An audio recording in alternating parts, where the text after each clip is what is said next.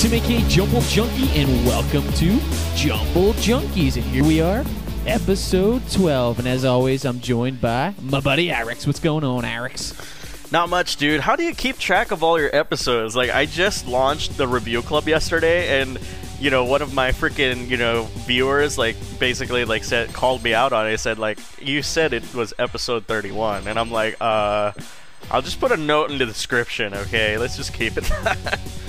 Well, actually, as I was saying that, I'm looking around, my eyes are drifting all over my two screens here, and I'm like, oh yeah, jj12.sesh, so I almost forgot myself. Oh man. Eventually I'm gonna fuck up, I already know it, but yeah. What's been going on with you? Oh man, so I was just trying to find some gifts for my parents, because it's their they're gonna be celebrating their birthday together next week, and seeing as they only have a Wii, I actually bought them Grand Slam tennis and an extra Motion Plus, because they one-upped me and got Tiger Woods before their birthday. So really still pissed off at that, because that would have been really cheap. But I also got House of the Dead Overkill, which I am just so excited about that game, because Ted has been telling me a lot of really cool shit about that game, and I really wanted to play a House of the Dead game after playing Mad Dog McCree, and I was like, alright, fuck it, I'm gonna buy it for the Wii. It's gonna be awesome. Yeah, at least your parents game. My parents, I don't think they've gamed since probably Carnival for the Atari 2600.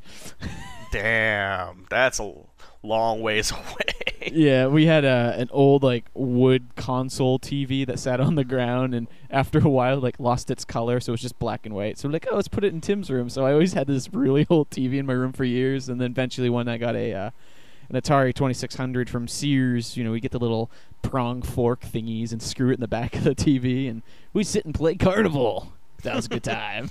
Nice, nice. Now my parents hate me and don't game with me. Well, it's like I was telling you off the air, my grandma has some really, long roots, in gaming. When I was 5 years old, she actually set up, this arcade, store type thing where, you ever seen those, cocktail table, arcade machines where you have to sit down, you can put your drinks on there, cocktails, and kind of, play, some classic games and stuff. And those are the kind of machines that she had, and that's kind of the environment I grew up in. And of course that was kind of rekindled when my my stepdad, or rather my biological dad, and I finally met years later, and then he gave me a Famicom, so pretty good stuff. So, but yeah, how about you, dude? What have you been up to? Probably Blaze Blue. I would love to say Blaze Blue, but it also starts with the B, and that's Battlefield 1943. Nice. Holy shit. I must say it's one of the best games I've played in a really long time, along with Street Fighter. I mean, I know it's only an Xbox Live game, but I just forgot how fun Battlefield is. We used to play 1942 for a long time, then they had a bunch of mods, and then, I stopped for a while, never got into Vietnam, and then Battlefield 2 came out, and that blew my mind how great that was. But Battlefield 1943, I guess it's on the Bad Company engine. I've never really played it. But there's a lot of aspects in it. I do a complete review on an upcoming review club episode. I believe it's released next week, right? Yeah, it's next week, yeah. Next week. So you guys look for that. I won't go too detailed, but there's a lot of things that, in the previous Battlefield games that, they could have fixed, and I think they've done a really good job. And for freaking, I think 1,200 Microsoft points, I mean, it's like a $60 game for freaking, $15. It's totally worth it, in my opinion. Yeah, I mean, what they essentially did, I'll be honest here, is they basically took the multiplayer from Battlefield Bad Company from last year, fixed it, and made it its own game, added the World War II elements on it, and then re-released it. Which again, it's not a bad thing. It's Battlefield 1942 is still one of my favorite multiplayer games back in the when I was still pretty hardcore on PCs and stuff. And of course it was followed up by Battlefield 2, which is awesome. Yes. And yeah, I actually would want them to make a Battlefield 4 with the modern stuff, even if it's an Xbox Live Arcade title, I'd totally get into that. Oh, I mean, with this game alone, I think, the amount of people that bought this game now, there is huge interest in it. So I guaranteed we're going to see a new Battlefield on on probably 360 and PS3, which is going to be sweet, And I mean, I'm not saying like I love Call of Duty. Call of Duty is amazing, but there's a few things that I found in this Battlefield that have a little bit of slight of an edge over Call of Duty, like vehicle wise. Yeah. But gameplay wise, Call of Duty is always going to be the best. Well, the way that I kind of see it is like, it's kind of like calling Mario a platformer and Sonic a platformer. They're like pluses for both. So there is still room for both to coexist. Just kind of like how, Call of Duty, like people still play Call of Duty World at War or whatever Call of Duty it is, and Halo 3 still, Actually, I played Halo 3 briefly, multiplayer only, could give two shits about the Covenant or whatever they're called. I don't even know what they're called. And when second Call of Duty 4 came out, I'm like, what? Halo? What's that? I guaranteed Magus going, hey guys, Magus here, and next episode of TPPBG, we're going to talk about Halo.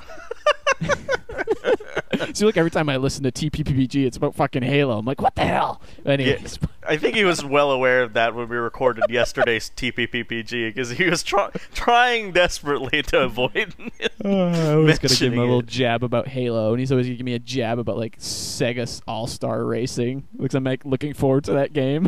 Oh, man. Yeah. Yeah, so that's pretty much it for me, and yeah, that's about it. So with all this fun stuff, let's move into our first fun news story. And I had to pick this one. I think you might even showed me this. And second, when E3 came out and I saw this little announcement for this game, I was like, uh-oh, shit's going to hit the fan. And guess what? It has hit the fan. As you people know, I am a big mixed martial arts fan, UFC fan. And this headline says, UFC President Dana White says EA Sports responsible for current MMA video game war. And pretty much what they're saying is Dana White approached them a really long time ago about making an MMA game, and they pretty much looked at him and said, you're not a real sport. It's never going to happen. We want nothing to do with this. So he's like, oh, okay, motherfucker, whatever. So him and THQ sat down, and with the economy being so shitty, they're like, let's do it. Let's make a freaking MMA video game. Let's see how we go. And it's done amazing. So guess what? EA wants to make an MMA game now. So pretty much Dana White says he's got a simple message for all fighters dreaming and competing in the world-famous octagon. If you want to stay in there, don't do business with EA Sports. And anyone who knows of Dana White and what he's all about, dude, this guy's fucking cutthroat. He will kill you. Wow. Yeah, and pretty much like not only with video games, but even with other mixed martial arts promotions out there. Like the other big one right now is Affliction, and Dana White does not like the guy who runs Affliction at all. He calls him T-shirt guy. He's pretty much like a T-shirt company that try to run head-to-head with UFC. It's kind of like the XFL trying to run head-to-head with NFL. It was never going to happen. Yeah. One of my friends from the Philippines sells like fake shirts based on Affliction. That's right. Yeah, so fake shirts. Yeah, they're like they're the cheapest like. I mean, I guess they could have some sort of weird skull on them. They could be like the cheapest, flimsiest T-shirt in the world, and you could have like really sweet pecs in order to show off. And unfortunately, I got big man tits, so it doesn't really look good. Man. But what do you feel about EA making an MMA game? Well, what's funny is that I don't know if you read the rebuttal by Peter Moore, and I don't know, you know who Peter Moore is, right? He's the guy responsible for the burgeoning of the Dreamcast. He was the guy who was the evangelizer for the Sega Dreamcast, even though Sega of Japan did not want anything to do with the marketing campaign. He was instrumental in getting Xbox, totally all over MTV. He was also responsible for Sega being all over MTV when the Dreamcast came out.